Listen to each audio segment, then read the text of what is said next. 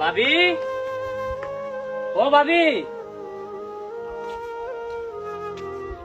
তোমার সাথে একটু কথা আছে ভাবি। সাদ্দাম কিছু কইবা? কও কি কইবা? ভাবি, আমি ঢাকা বিশ্ববিদ্যালয়ে চান্স পাইছি। এখন ভর্তি হইতে মেলা টাকা পয়সার দরকার। তুমি একটু বাইয়ারে বুঝাইয়া আমার ভর্তিটা করাই দাও না ভাবি। আমি যদি জীবনে প্রতিষ্ঠিত হইতে পারি, সফল হইতে পারি, তোমরা তো দেখতাম। তোমরা ছাড়া আমার কে আছে বলো ভাবি? তুমি তো আমার মায়ের মতো ভাবি। তুমি আমার বাইয়ারে বুঝাইয়া আমার একটু ভর্তির ব্যবস্থাটা করে দাও ভাবি। সাদ্দাম, তুমি তো জানো সংসারের মধ্যে কত অভাব। তোমার ভাই অনেক দিন ধরে কাজকর্ম করতারে না। তারপরে তোমার ভাই বাসায় আসক, তোমার বাইরে বুঝাইয়া যেমনি হোক লেনদেন কইরা কাম লাগলে টাকা সুদ না হইলো তোমার পড়াশোনা করামো, তোমার ভর্তি করামো। তুমি কোনো টেনশন করো না, তুমি মনোযোগ পড়াশোনায় দিয়া রাখো। আজকে তোমার ভাই বাসায় আসক, আমি বুঝাইয়া বল মনে। যাও, ঘরে খাবার আছে, খাইয়া নাও।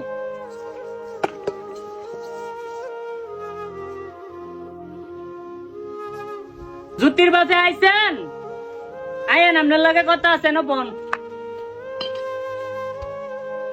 ওহ হ্যাঁ, কি করবা কও? এ লইদের মেয়েতে কাজ করতে করতে আমার শরীর আর শরীর নাই। কও কও, কি করবা কও? মা জুতি, এক গ্লাস পানি আইন তো মা। কও। জুতির বাপ, আজকে কিন্তু আমাদের জন্য একটা আনন্দের দিন। কারণ সাদ্দামে ঢাকা বিশ্ববিদ্যালয়ে চান্স পাইছে। কিন্তু মুন্ডাও খারাপ, অনেক টাকা পয়সা নাকি লাগবো। এত টাকা পয়সা কই থেকে দিমু? আর যদি না দিতে না পারি, ওর ভবিষ্যৎটা নষ্ট হয়ে যাবো গা। আমার কিছু গয়না আছে, কিছু জিনিস আছে, এগুলো আপনি কারো কাছে বন্ধক দিয়ে কিছু টাকা আনেন, আর কিছু টাকা সুদে মুদে আইনা যেমনি হোক ওরে কিছু টাকা দিয়ে দেন। ওর জীবনটা অঘটন করুক। ওই যদি ভালো একটা চাকরি পায়, ভালো একটা জায়গায় যাইতে পারে, তখন আমাদের লেন থাকবো না, আমরা অনেক সুখে শান্তিতে থাকতে পারবো। ওই আমাদের সব কষ্ট দূর করে দিব। আমি আপনার পায়ে ধরি জুতির বাপ, আপনি আমার এই ছোট ভাইটারে যেমনি হোক ভর্তি করার ব্যবস্থা করে দেন। আমার সব গহনা আমি দিয়ে দিব আমার এই পাইডার লাগিয়া। আসলে তোমার মতো বউ পাওয়া সত্যি ভাগ্যের ব্যাপার। আমি হয়তো জীবনে ভালো একটা কাজ করছিলাম, যে কারণে আল্লাহ তোমারে আমার কপালে দিয়ে দিছে। তুমি আমার ভাইয়ের জন্য গহনা বিক্রি করে দিবা, এত ত্যাগ স্বীকার করতেছো। দেখো আমার এই ভাই একদিন তোমার চোখের পানি মুছে দিব। তোমার যত গহনা আছে সবকিছু আমার কাছে দিও, আমি বিক্রি করে দিব। আর আমি কিছু টাকা পয়সা দাঁড় করে আইনা আমার বাইরে কালকাই ঢাকা শহর বিশ্ববিদ্যালয়ে পাঠামু। তুমি কোনো চিন্তা করো না। আলহামদুলিল্লাহ, আমার এই ভাই একদিন আমরা ভবিষ্যৎ করে দিব। আমি গেলাম। সাদ্দাম, এই নাও ছোট ভাই, আমার স্বপ্ন, আমার ভবিষ্যৎ, আমি সবকিছু তোমার হাতে তুলে দিলাম। আমি আমার সন্তানের ভবিষ্যৎ চাই না। তুমি একদিন অনেক বড় হইবা, তুমি আমার সন্তানের ভবিষ্যৎ করে দিবা। তুমিও আমার আরেকটা সন্তান। আমার কিছু গহনা ছিল, এগুলা বিক্রি করিয়া তোমার ভাই অনেকের কাছ থেকে সুদে টাকা না, এই টাকাগুলা জমায়ে তোমার হাতে তুলে দিলাম ছোট ভাই। তুমি অনেক বড় হও, তারপর আমাদের পরিবারের সকল কষ্ট দূর করে দাও। নাও ভাই, তুমি আজকে ঢাকা চলে যাও, গিয়া ভর্তি হইয়া নাও, আর মনোযোগ দিয়ে পড়াশোনা করো। নাও, আমার স্বপ্নটা তোমার হাতে তুলে দিলাম। ভাবি, তোমার এই স্বপ্ন, তোমার এই আশা, তোমার সকল পরিশ্রম আমার হাতে তুলে দিছো। আমি জান প্রাণ দিয়া চেষ্টা করবো তোমাদের এই স্বপ্ন যেন বাস্তবায়ন করতে পারি। আমি ঢাকা বিশ্ববিদ্যালয়ে পড়াশোনা কইরা আমি তোমাদের ভবিষ্যতের জন্য ভালো কিছু করবো। আমার জন্য দোয়া কইরো ভাবি, আমি যেন আপনাদের জন্য ভালো কিছু করতে পারি।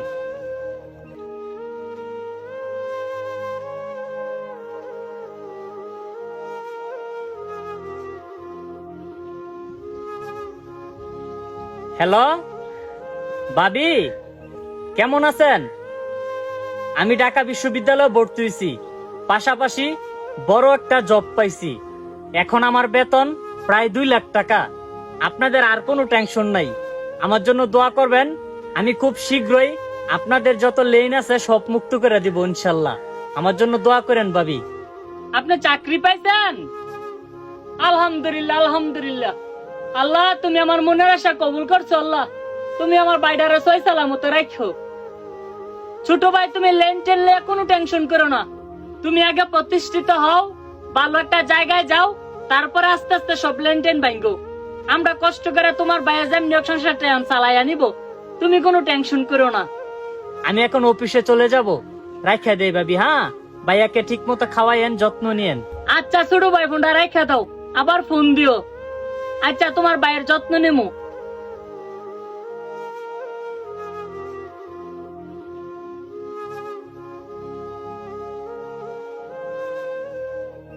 ভাই সাদ্দাম, ও ভাই সাদ্দাম, আমারে বাসা ভাই, আমারে বাসা ভাই।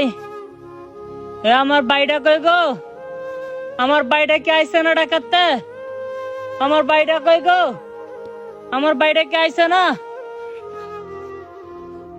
বারবার কি লেগে বিরক্ত করতেছে, ফোন কাটতে দেয়, তারপরও খালি ফোন দেয়। ধরু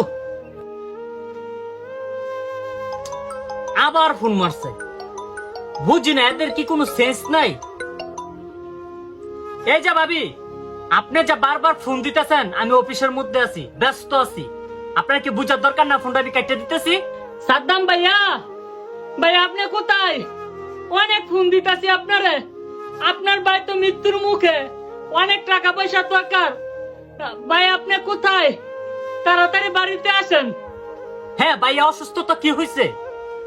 ডাক্তার দেখান, হাসপাতালে নিয়ে যান। আমার ফোন দেন কেন? আপনাদের জন্য কোনো মিটিং করতে পারতেছি না, কিছু করতে পারতেছি না। আর বিরক্ত করবেন না, ফোন রাখেন। অযথা মুরুক্ষ টুরুক্ষ সমাজের মানুষ এই জন্যই খারাপ, বুঝে না টোঝে না কিছু। বিজি সময় বারবার ফোন দিয়ে বিরক্ত করে, অভদ্র কথা। তুমি একটা কাজ করো, আমার বাইডারে খবর পাঠাও। আমার ভাই যদি জানতে পারে আমি চিকিৎসার কারণে মারা যাবো, আমার ডাক্তারের প্রয়োজন, আমি অসুস্থ হয়ে বইরা লইছি, দেখবা আমার ভাই অনেক টাকা পয়সা লইয়াই পড়বো, আমারও বাঁচাইতো। আমার রক্তের ভাই, আমার লাগাইব।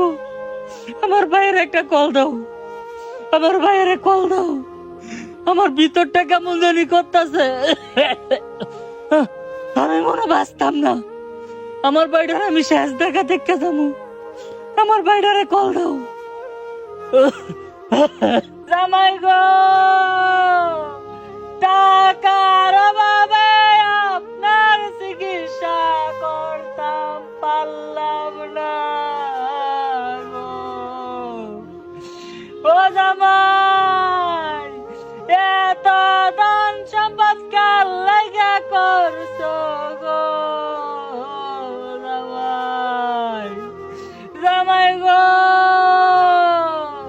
জানি সবার কাছে আমার চেয়ে টাকার বেশি দাম, শুধু সূর্য জানে প্রতি টাকায় ঝরায় কত ঘাম।